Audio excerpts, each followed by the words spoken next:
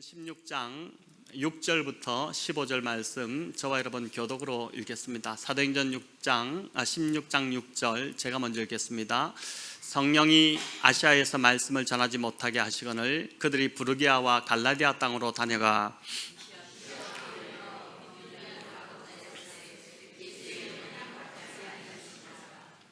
무시아를 지나 드로아로 내려갔는데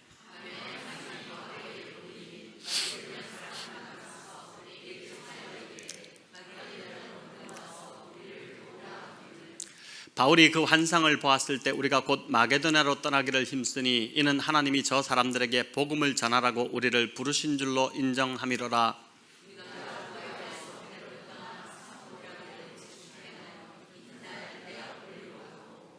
거기서 빌립보에 이르니 이는 마게도냐 지방의 첫 성이요 또 로마의 식민지라. 이 성에서 수위를 유하다가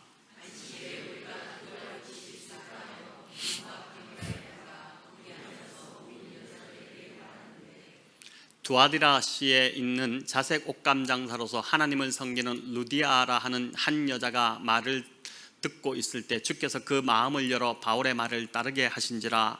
그와 그 집이 다 세례를 받고 우리에게 청하여 이르되 만일 나를 주 믿는 자로 알거든 내 집에 들어와 유하라 하고 강건하여 머물게 하니라. 아멘. 네, 오늘 사도행전 16장 말씀을 통해 길이 막혔을 때라는 제목으로 은혜를 나누고자 합니다. 여러분, 선교의 역사를 살펴보면 하나님의 인도는 응답보다는 막힘의 상황 또 거절의 상황에서 하나님의 인도가 더 많았다는 것을 알 수 있습니다.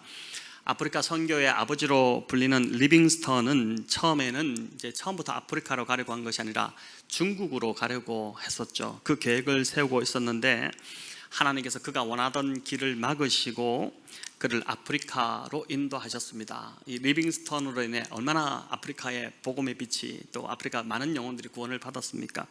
또 선교 역사의 획을 그은 윌리엄 캐리 역시 처음에는 남태평양에 있는 폴리네시아로 가려고 계획을 세웠지만 하나님께서 그 길을 막으시고 이 캐리를 인도라는 그 나라로 그 길을 여셨습니다. 이후 인도는 윌리엄 캐리로 인해 복음의 빛을 받아들이게 됩니다.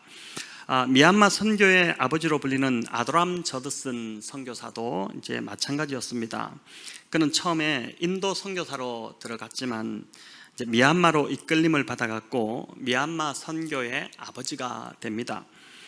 미얀마에서도 그는 이제 버마족을 선교하려는 것을 목표로 삼았습니다. 버마족이 이제 미얀마의 주종족이기 때문에 가장 많기 때문에 그 민족을 이제 선교하려고 했지만 결국은 그 선교가 잘 안 되게 되어 실패하게 됩니다.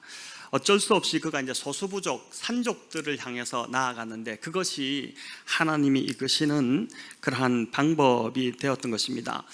우리 안병섭, 조재승 또 목자님 목장에서 섬기시는 최은희 선교사님 지금 미얀마 버마족 어린이들 대상으로 보통 미얀마의 선교사님들이 들어가면은 대부분 다 이제 이 아도람 저드슨이 닦아놓은 그 소수민족들로 많이 나아가는데 여기는 참 특이하게도 버마족 어린이들 대상으로 하나님께서 인도하셔서 방과후 교실 선교를 지금 잘 감당하고 계십니다. 그런데 최은희 선교사님도 처음에는 이제 중국 북경 그 연변에서 중국에 있는 연변에서 선교를 하셨습니다. 몇 해 전에 이제 중국이 선교사들 막 다 추방했지 않습니까? 그때 쫓겨날 때 저에게 전화가 와서 참 막막하다, 어떻게 해야 될지 모르겠다 이런 이야기를 하셨던 기억이 나는데 하나님께서 중국의 선교의 문을 닫으시더니 결국은 이제 미얀마로 이 최은혜 선교사님을 인도해 가셔서 중국에서 선교할 때만 하더라도 한 5, 6년 정도 계시다가 이제 나오셨던 걸로 기억하는데 그때만 해도 열매가 없고 뭔가 선교가 잘 이루어지지 않고 이런 참 막막함 그런 상황이었는데 오히려 지금은 미얀마에서 언어도 배우고 너무 참 신나게 사역을 하는 것을 볼 때 참 하나님의 인도하심이 있구나 이런 생각을 하게 됩니다. 우리 성규성 목자님과 또 청년부에서 섬기는 아프리카 이국의 이제 주평강 주기쁨 선교사님 부부도 처음부터 아프리카로 가려고 했던 것이 아니라 처음에는 생각지도 못했죠. 그러니까 일본을 가려고 준비하고 있었습니다. 우리 주기쁨 선교사님이 일본과 연관이 있었고 일본어도 할 줄 알고 이러다 보니까 일본을 가려고 준비했었지만 하나님께서 이분들을 전혀 생각지도 않았던 아프리카, 그것도 이제 에티오피아, 소말리족을 향해서 가도록 그렇게 이제 마음을 부어 주셨던 것이죠. 저는 이들을 볼 때마다 정말 선교는 하나님이 이끄시는구나 그걸 확인하게 됩니다. 우리 전서연 표승희 목자님 목장에서 섬기시는 유정선 선교사님, 또 재영민 선교사님 가정도 처음부터 이제 인도를 품고 있었던 분들입니다. 유정선 선교사님이 청년 때에 인도 단기 선교사로 나갔었고, 또 인도에서 DTS 훈련도 받았었고, 그래서 인도인들을 품고 인도를 섬기고자, 인도 선교사로 나가고자 그렇게 이제 애를 썼지만, 그 나가고자 하는 시기에 인도에서 선교사들이 막 추방되는 일들이 일어나면서 들어갈 수가 없는 상황이었습니다. 선교사로 체류할 수 없는 상황일 때 하나님께서 또 기가 막힌 방법으로 이제 피지로 인도하신데, 피지안들이 한 반, 또 인도인들이 한 반 정도가 되다 보니까 거기서 이제 인도인들을 품는 그런 사역을 하게 하셨습니다. 이처럼 많은 사람들이 하나님의 인도를 열린 문보다는 닫힌 문에서 더 많이 경험했다는 것입니다. 그렇게 하나님께서 길을 여실 때뿐만 아니라, 길을 여신 때는 너무 좋지 않습니까? 그러나 그때뿐만 아니라 막으실 때도 하나님을 신뢰하고 기뻐해야 할 이유가 바로 여기에 있다는 것입니다. 문을 막으실 때는 다 그만한 이유가 있는 것이고, 그 속에 더 크고 좋은 하나님의 선하신 계획이 있다는 것이죠. 그리고 막으시는 그 순간도 하나님은 여전히 우리를 인도하고 계시다는 것이고, 하나님의 인도가 끊어졌다는 것이 아니라 우리의 길이 막히더라도 하나님은 여전히 우리를 인도하고 계시다는 것이고, 그 사랑이 변함이 없으시다는 것은 분명한 사실이라는 것입니다. 어떤 분들은 하나님이 우리를 사랑하시지 않기에, 또 죄로 인해 내가 지은 죄로 인해서 인생길이 계속 막힌다 이렇게 이야기하기도 합니다. 물론 우리 자신을 잘 돌아보고 또 살피는 것은 필요하지만, 죄 때문에 길이 막힌다는 것은 정말 1차원적인 생각이 아닐 수 없습니다. 왜냐하면 성경은 우리가 죄인이었을 때에 그리스도께서 우리를 위해 죽으셨다는 그 이야기를 들려주기 때문인 것입니다. 문이 닫힐 때 감사하기가 참 쉽지 않은데, 제가 고등부를 섬길 때 기억에 남는 한 학생이 있습니다. 학교 큐티 모임을 하던 중에 이 학생이 자신의 이야기를 나누었는데, 그 이야기가 거기 모인 함께 있던 사람들에게 딱 한참 은혜가 되었습니다. 그 아이는 이제 성악을 전공하기 위해 준비하던 아이였고, 고3으로서 그 큐티 모임 하던 그 다음 날 성악 실기 시험을 보기로 되어 있었습니다. 성악 실기 시험은 이제 조 추첨이 매우 중요하다고 합니다. 이제 우리 음악을 하시는 음대를 가신 분들 다 이런 조 추첨 하셨을 텐데, 실기 시험 보실 때 특별히 이제 성악은 조 추첨이 중요한데, 여러분 최악의 조가 몇 조일까요? 최악의 조 1조라고 합니다. 1조. 왜냐하면 1조가 불리한 이유는 아침 일찍부터 목소리가 안 나오는 상황에서 노래를 해야 되기 때문에 1조에 걸리면은 야 망했다 막 이렇게 되는 것인데, 근데 기도했는데 조 추첨 결과가 1조가 된 것입니다. 그렇게 기도했건만 문이 닫힌 것처럼 느낄 수밖에 없는 그런 상황을 맞은 것이죠. 거기다 더 악재가 겹쳤는데, 반주를 부탁한 반주자가 자기 외에 다른 어떤 한 여학생도 반주를 해야 되는데, 그 여학생도 또 동일하게 1조가 됐다는 것입니다. 그래서 동시에 할 수 없는 상황이 됐다. 같은 시간대라서 해줄 수 없다고 통보를 했다는 것이죠. 그래서 반주를 대타를 쓸 수밖에 없는 상황이 되었습니다. 갑자기 이렇게 모든 것이 바뀌다 보니 바로 내일이 이제 그 시험을 봐야 되는데, 실기 시험을 봐야 되는데 얼마나 심리적 부담이 컸겠습니까? 그런데 이 학생이 그날 큐티 모임에서 이 상황에서 감사할 조건을 찾았다라고 하면서 나누었던 게 기억납니다. 두 가지를 이야기했는데, 첫째는 1조가 되었기에 교수님들이 제일 지치지 않고 생생할 때에 심사를 할 수 있어서 좋은 심사가 될 것 같아서 감사하다 이런 이야기를 하고, 둘째는 반주자가 바뀌어 불안했지만 보니까 더 실력 있는 반주자를 붙여주셔서 감사하다 이렇게 했습니다. 그러면서 그 자리에 있는 함께 있던 사람들에게 내일 제 시험 잘 볼 수 있도록 기도 제발 좀 해주세요 이렇게 하는데 누가 기도를 안 하겠습니까? 간절히 기도가 되지 않겠습니까? 그 학생은 성악으로 대학을 잘 진학했고 교회에서도 성가대에서 열심히 봉사했습니다. 그런데 몇 년 전에 큰 어려움이 생겼습니다. 이 아이의 그 아버지가 어릴 때 일찍 돌아가셨는데, 사고로 돌아가셨는데, 어머니마저 이제 대학교 들어갔을 때 중한 암에 걸리셔서 치료를 받으시다가 결국은 이제 하나님 품에 안기셨습니다. 하루아침에 고아가 된 것이지 않습니까? 하루아침에 홀로 된 것인데, 그런데도 불구하고 이 아이는 절망하기보다 믿음으로 잘 참 버텨냈습니다. 저는 이 아이가 잘 될 거라고 믿고 또 잘 되기를 간절히 누구보다 바라고 있습니다. 보석 같은 믿음이 그 아이 안에 심겨져 있는 것을 제가 보고 있기 때문에 그렇습니다.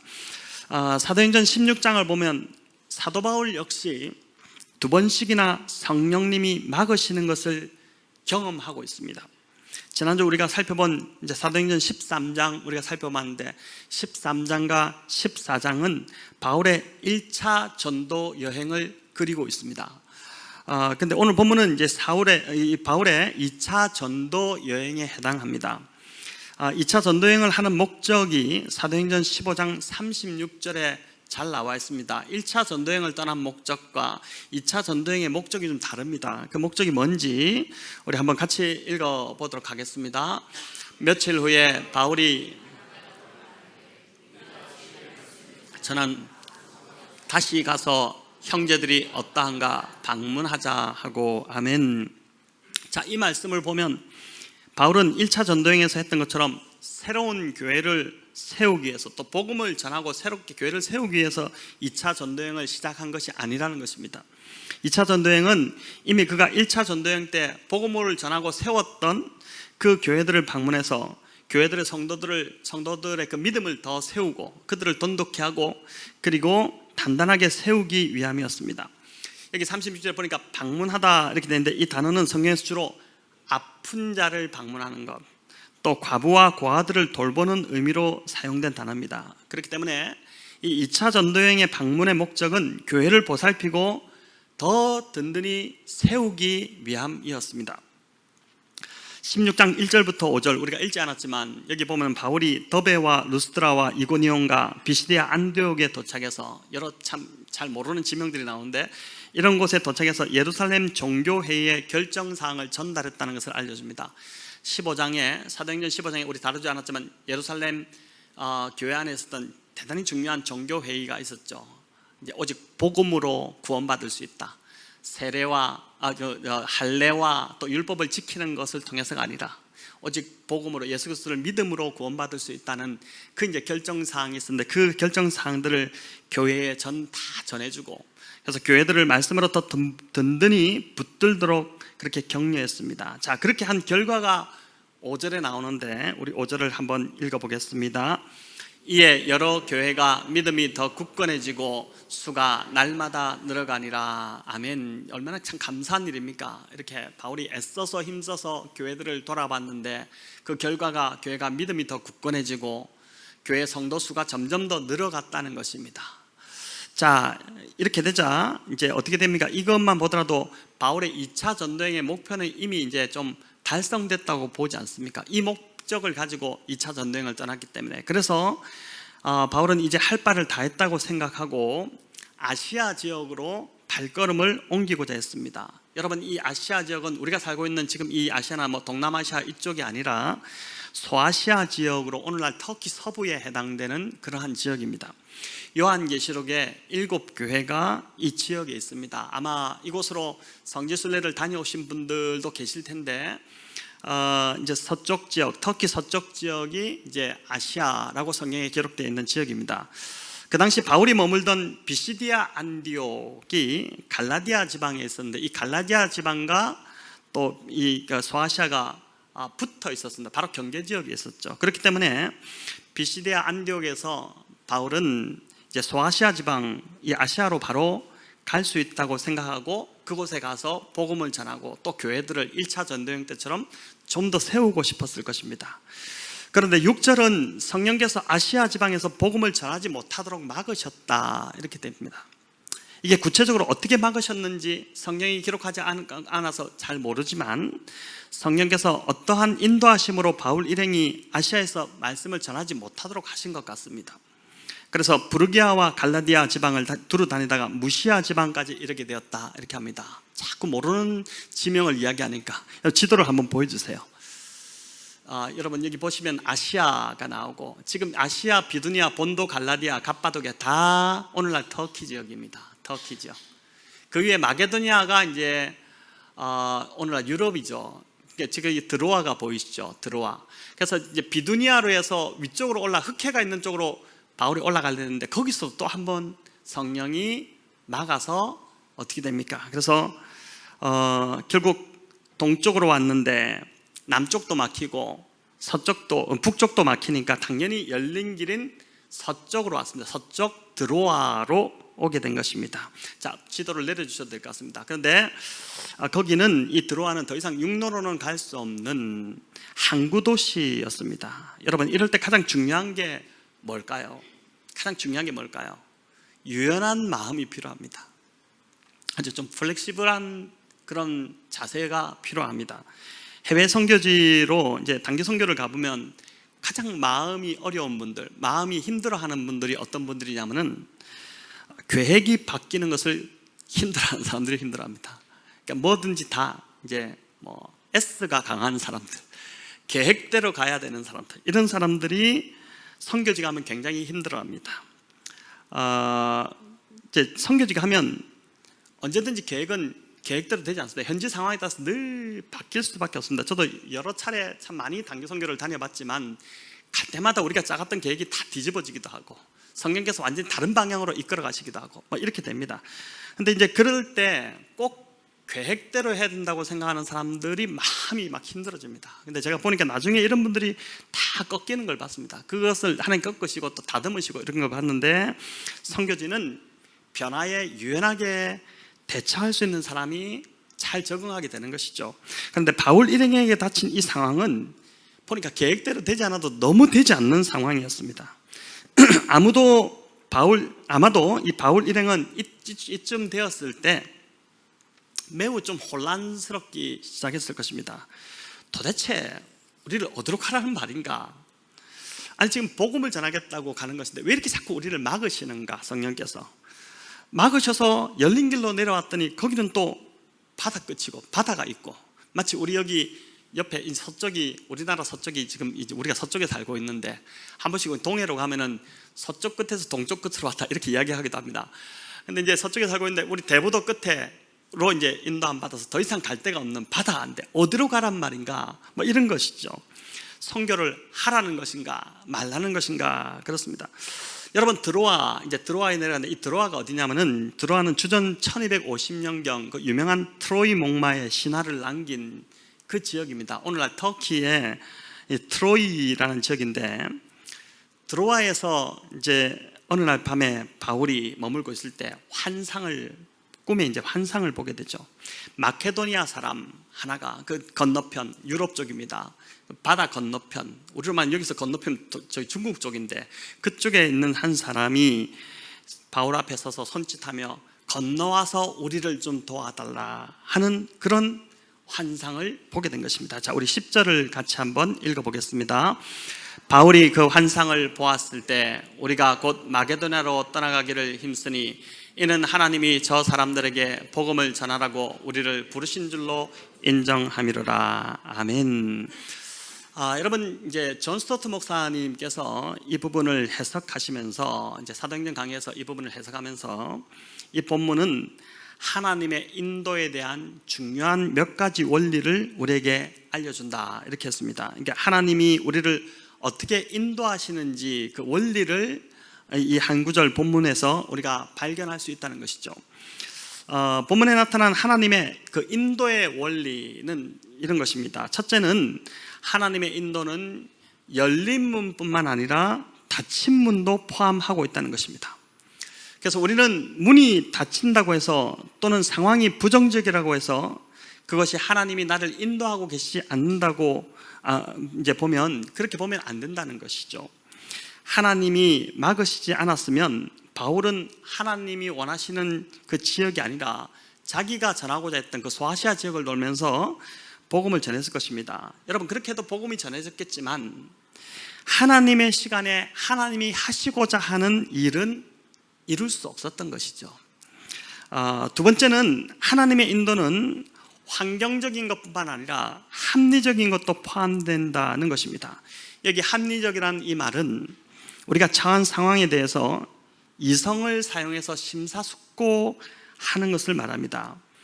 어떤 사람들은 이제 하나님의 인도를 구할 때 하나님 내 귀에 직접 말씀하시는 그 음성이 들릴 때까지 나는 절대 움직이지 않겠다, 이런 사람이 있는데, 이런 사람들은 평생 그 자리에 계속 머물 수가 있습니다.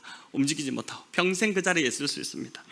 하나님의 음성을 들을 때 여러 가지 다양한 방법이 있겠지만 좋은 방법 중에 하나는 우리에게 허락해 주신, 우리에게 이미 주신 이성을 잘 사용해서 분별하는 것입니다. 하나님의 뜻이 무엇인지를 분별하는 것이죠. 또 개인적인 것뿐만 아니라 공동체적인 것을 통해서도 하나님의 인도하심을 우리가 알게 되는데, 그게 어떤 것이냐면은 한번 보여주십시오.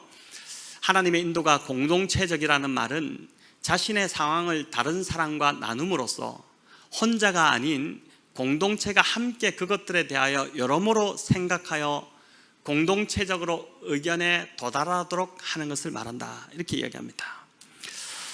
이제 혼자서도 생각할 수 있겠지만 하나님 주신, 허락하신 그 공동체 안에서 자신의 지금 뭔가 인도함을 구하고 있는 상황을 나눔으로 그들이 함께 그것을 듣고 기도해 주거나 또 함께 생각해 줌으로 이것이 하나님의 뜻인 것 같다, 이 길이 하나님의 길인 것 같다, 이렇게 말해 줌으로 하나님의 뜻을 분별해낼 수 있다는 것입니다. 자, 여러분, 이것을 확증해 주는 것이 10절에 인정하다는 단어입니다.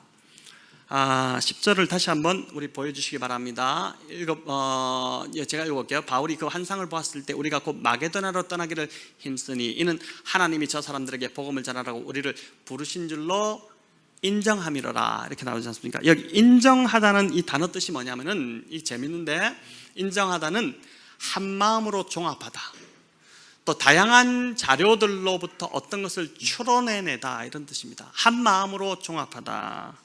그래서 10절을 근거로 해서 본문을 좀 재구성해보면, 상상해보면 이런 것이 될 수 있습니다. 바울이 환상을 본 후에 함께하는 일행들을 다 같이 이렇게 모았을 것입니다. 함께 갔던 사람들을 모았을 것입니다.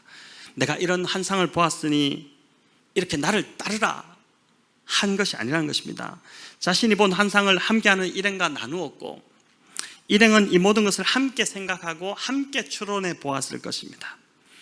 소아시아로 가지 못하도록 두 번씩이나 하나님께서 막으신 이유와 또 꿈에 보여주신 환상을 함께 다 종합해 보니까 마케도니아로 가서 복음을 전하는 것임을 일행이 함께 확신하게 된 것입니다. 우리도 그렇지 않습니까? 여러 가지 인도함을 구하는 상황이 있을 때 어떤 것이 정확하게 하는 뜻인지 잘 이해가 잘 모를 때가 있지 않습니까? 그럴 때 함께 또 목장에서도 나누고 또 개인이 기도도 하고 또 신뢰할 수 있는 분에게 찾아가서 의견을 듣기도 하고, 그러면서 하나님의 뜻이 함께 이제 결정되는 것이죠. 여러분, 잘못된 리더 같으면 하나님이 나에게 보여주셨으니 무조건 나를 따라오라 이렇게 할 텐데, 바울은 참 겸손하면서도 자연스럽습니다. 이런 환상을 내가 봤는데 나도 확신이 없다. 여러분 어떻습니까? 여러분 어떻게 하면 좋겠습니까? 이렇게 여기 인정함이로라, 이 단어 안에 포함된 의미가 이런 거라는 겁니다. 함께 나누었다는 것입니다. 함께 다 듣고 함께 의논하고, 우리가 마케도니아로 가는 것이 맞군요, 이렇게 결정을 했다는 것이죠. 자, 하나님의 뜻이 확인되자 바울 일행은 주저하지 않습니다. 즉시 배를 타고 마케도니아로 떠나갔습니다. 이 당시 바울은 이 여행의 의미를 잘 이해하지 못했겠지만 역사학자 아놀드 토인비는 이렇게 이야기를 했었죠. 한번 보여주시면, 드로아에서 바울을 태우고 마케도니아로 향한 배가 바로 유럽의 역사를 바꾼 배였으며 유럽 문명사의 미래를 안고 간 배였다. 여러분, 참 얼마나 멋진 표현입니까? 유럽에 바울을 통해서 복음이 전해지지 않았다면, 그리고 유럽의 교회가 세워지지 않았다면 오늘의 유럽과 서구 문명은 존재하지 않았을 거라는 말입니다. 기독교가 이 복음이 얼마나 놀랍고 위대한지를 이제 이 역사를 보더라도 우리가 알 수 있는 것이지 않습니까? 여러분, 바울의 1차 전도여행이 유대인에게서 이방인에게로 복음이 넘어가는 중요한 계기였다면, 바울의 2차 전도여행은, 이 2차 전도여행의 가장 큰 특징은 복음이 소아시아 지역을 넘어서 유럽으로 넘어갔다는 것, 이게 가장 큰 의미가 있습니다. 복음이 소아시아 지역에만 머물다가 이 배를 타고 바울 일행이 건너간 그 복음이 이제 건너간 겁니다. 그래가지고 유럽의 첫 성인 바로 그 빌립보에 들어가서 복음이 유럽으로 들어갔다는 것, 이게 2차 전도여행의 큰 의의라고 할 수 있는 것이죠. 바울이 도착한 곳은 마케도니아 지방의 중심 도시인 빌립보라는 도시였습니다. 여러분, 이 성은 알렉산더 대왕의 아버지였던 필리포스라는 사람에 의해서 만들어진 도시입니다. 그래서 그 이름을 따서 빌립보라고 이제 명명을 했습니다. 이 빌립보에서 바울은 중요한 3가지 사건을 경험합니다. 사도행전 16장 전체를 걸쳐서 그 내용이 나오는데, 첫 번째는 이제 오늘로 말하면은 명품 옷을 취급하는 여성 CEO 이 루디아가 바울의 말씀을 듣고 회심하여 바울을 돕게 되는 일이 일어납니다. 여러분, 이제 뭐 오늘 명품 옷을 입고 오고 또 명품 가방을 갖고 오신 분도 있을 텐데, 명품이 뭔지 모르겠지만 하여튼 그 당시에 루디아가 만들던 이런 옷이 아주 명품 옷이었는데, 그런 옷을 만들던, 돈도 잘 벌던 그 루디아가, 하나님께서 그 루디아의 마음을 여심으로 바울을 돕는 자로 돌아서게 된 것, 그게 이제 첫 번째 일어난 일인데, 여러분, 그래서 이 루디아가 유럽 최초의 회심자입니다. 유럽의 제1호 크리스천이 바로 루디아였다는 것입니다. 이게 얼마나 놀랍습니까? 여러분, 이런 말을 들으면 좀 흥분이 되지 않으십니까? 저만 그런가요? 놀랍다, 이렇지 않습니까? 저는 2005년에 이제 캄보디아를 여러 차례 갔지만, 2005년에 이제 캄보디아로 고등부 아이들을 데리고 단기 선교를 들어갔었는데, 마지막 날 정말 극적인 하나님의 인도하심으로 전혀 계획에 없던 푸놈스록이라는 땅을 밟았습니다. 저는 푸놈스록이라는 이름조차를 그 전까지는 전혀 알지 못했고 관심도 없었고, 근데 그때 이제 마치 오늘 바울이 환상을 본 것 같이 저희가 이제 그때 들어가서 계속 하나님의 매일매일의 큐티 말씀을 쫓아서 하루하루를 따라갔는데, 마지막 날 큐티 말씀에서 하나님이 어떤, 참 시간이 없어서 다 말씀드리지 못하지만 극적인 어떤 인도하심을 주셨는데, 제가 이제 그 인도하심에 순종을 한 것입니다. 근데 이제 그때 저 혼자 결정한 것이 아니라, 제가 아침에 큐티를 하다 그런 인도하심을 받고 이게 분명한 하나님의 인도가 맞다라는 확신이 들어서, 이제 지금도 제 머릿속 기억이 이제 아주 생생한데, 그 머물던 숙소의 한 방에, 그 큰 방이 아니었습니다. 그 양쪽에 2층 침대가 이렇게 놓여 있었는데, 거기에 이제 한 30여 명의 우리 고등부 아이들을 다 집어넣고 막 아이들이 침대 위에도 올라가 밑에도 올라가 위에도 있고 이렇게 가지고 같이 거기서 이제 제가 저의 아침에 큐티 묵상 중에 하나님 주셨던 마음을 나누고 아이들과 함께 주님의 음성을 들어보자. 오늘 하루 우리가 이렇게 이동하는 본래 계획된 곳은 저쪽인데 그곳이 아닌 이곳으로 하나님이 가라고 말씀하시는 것이 분명하게 나는 확신이 오는데, 너희들은 어떤지 함께 음성을 듣자. 이렇게 하고 이제 결정을 했는데, 그리고 나서 이제 교사 선생님들한테 갔죠. 보니까 이제 어른들은 사고가 굳어져서 하나님의 음성이다 이렇게 하면은 원래 계획된 대로 다 가려고 합니다. 그때 참 재밌는 것은, 그때 함께 갔던 교사들 대부분이 MBTI, 저도 이제 MBTI 그렇게 좋아하진 않지만 MBTI 성향상 ISTJ들이 대부분이었어요. 그러니까 계획대로 가야 되는 사람들. 근데 저는 이제 그게 아니라 하나님 오늘 말씀하신 것이 이것이 맞다는 확신이 있기 때문에 이렇게 가야 됩니다 라고 이제 아이들과 함께 결정을 하고 선생님들을 설득하고 움직였습니다. 여러분, 그런데 그 결과가 정말 놀라웠습니다. 저희가 도착한 곳이 놀랍게도 폴포트 정권이 퇴각하면서 지식인 1만 명을 푸놈펜에서 이제 끌고 와서 거기다가 이제 다 그 호수를 파고 수당시켜 버렸던 그 아픈 역사가 있는 곳이었는데, 25년간 외부인이 한 번도 들어오지 않았던, 저희가 이제 최초로 거기를 들어갔던 그런 지역이었던 것입니다. 이제 캄보디아 물론 이제 관광지만 주로 외부인들이 많이 가지만 이제 약간 내륙의 아주 깊은 곳으로 저희 북쪽으로 들어갔었거든요. 그래서 이제 감사한 것은 그 이후에 그곳에 이제 약간 뭐 가건물 같지만은 교회가 세워졌고 또 현지인 목회자가 세워지는 그러한 일들이 참 일어났었습니다. 이처럼 보니까 하나님의 인도함을 받는 일은 늘 흥분되고 기대되고 설레는 일입니다. 지금 이렇게 좀 생생하게 하나님의 인도에 우리가 반응한다면, 이런 삶을 살아간다면 우리 삶이 참 얼마나 놀라운 일들이 많이 일어나겠습니까? 바울이 이제 빌립보에서 경험한 두 번째 사건은 점치는 귀신 들린 여종이 고침받은 일입니다. 빌립보에 여종이 하나 있는데 귀신이 들려서 그 귀신의 힘을 빌려서 점을 친 것입니다. 자, 그러니 그 여인이 있는데 바울이 그녀를 만나서 불쌍히 여겨서 귀신을 내어 쫓았죠.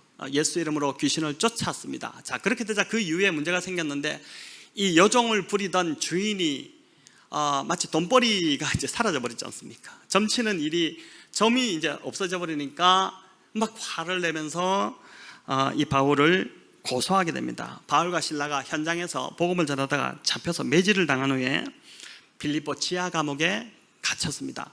여러분, 당시 이제 최근에 제가 어떤 자료를 읽다가 보니까 이 빌립보에서 바울이 당한 매질이 어떤 매질일까? 몽둥이로 이렇게 매질을 당했는데 그 몽둥이 끄트머리에 우리로 말하면 그 날카로운 못들이 잔뜩 박혀 있어가지고 그거로 이제 사람을 때리는 겁니다. 그러니까 이제 때리면 때릴수록 살이 다 터지고 온몸에 피가 나고 이런 이제 매질, 잘못하면 사람이 그걸 맞고 죽을 수도 있는 그런 심한 매질을 맞고 지금 빌립보 감옥에 갇히게 된 것이죠. 자, 여러분, 이 바울의 마음이 어땠을까요? 하나님 인도로 왔는데 다 막으시고 하나님 인도라고 해서 왔는데 우리 또 갇혔습니까? 이 도대체 하나님 인도는 뭡니까? 이런 의문이, 난 이렇게 얻어 터지고 이게 뭡니까? 이런 좀 마음이 들지 않겠습니까? 원망이 들지 않겠습니까? 자, 사도행전 16장 24절 25절 읽어보겠습니다. 그가 이러한 명령을 받아 한밤중에 바울과 실라가 기도하고 하나님을 찬송하며 죄수들이 듣더라. 아멘. 바울과 실라가 한밤중에 하나님께 기도하고 찬송을 불렀다고 나옵니다. 그 소리가 얼마나 컸든지 다른 죄수들도 그들의 기도와 찬송 소리를 들었다는 것이죠. 여러분, 어떻게 이런 상황에서 기도가 나오고 찬송이 나올 수 있었을까요? 하지만 막힌 길, 닫힌 문, 또 갇혀있는 상황, 이런 부정적인 결과도 하나님의 인도하심의 한 과정이라고 믿는다면, 닫힌 문 속에서도 하나님은 여전히 나를 인도하고 계시다는 믿음이 있다면 그런 상황에서도 찬송이 나오고 감사가 나올 수 있다는 것입니다. 여러분, 그렇지 않다면, 이런 믿음이 없다면 당연히 원망과 또 절망의 소리만 나오지 않겠습니까?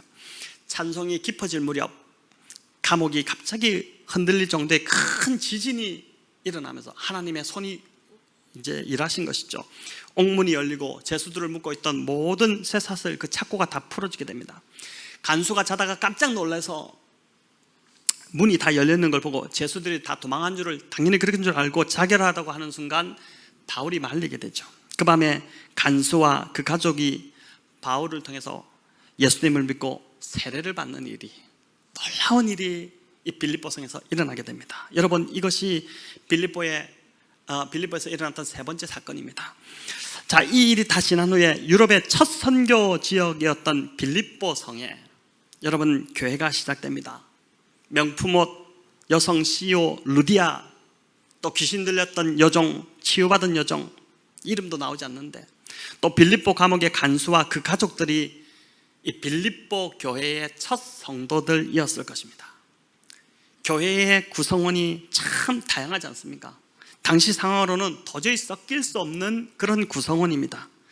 그러나 복음 안에서 이들이 하나 되기 시작하고, 그래서 복음이 놀라운 것이지 않습니까? 복음 안에서 이들이 한 성도가 되면서 빌립보 교회라는, 오늘까지도 그 이름이 전해지는 놀라운 교회가, 그 바울의 이런 닫힌 문을 통해서 이 교회가 탄생되는 일이 일어나게 된 것입니다. 바울이 사방이 다 막힌 좁은 지하 감옥에서도 찬송하고 기도할 수 있었던 이유는 이것이 끝이 아니라 하나님의 인도의 과정임을 알았기 때문입니다. 하나님이 결국에는 나의 삶을 가장 좋은 길로, 가장 완전한 길로 인도하실 거라는 그 믿음이 있었기 때문에 하나님이 반드시 선교의 문을 여시고 이곳에 복음이 전파되게 하시, 하나님 나라가 확장되게 하실 거라는 그 분명한 믿음이 있었기 때문에 바울은 그 상황에서도 찬송할 수 있었던 것이죠. 또 한 가지는 바울이 자기의 영광을 구하지 않고 자기의 바람이나 뜻이 아닌 하나님의 뜻이 이루어지기를 바랐기 때문입니다. 여러분, 내 생각, 내 뜻을 내려놓을 수 있으면 그때부터 길이 막히더라도 절망하기보다 오히려 기대감이 생깁니다. 여러분, 이거 잘 들으셔야 됩니다. 내 생각이 가득하기 때문에 포기하지 못하는 거예요. 그러나 내 생각, 내 바람, 내 원함, 내 욕심을 좀 내려놓고 그걸 내려놓을 때, 그럴 때 길이 막히더라도 그때는 절망감보다는 기대감이 생깁니다.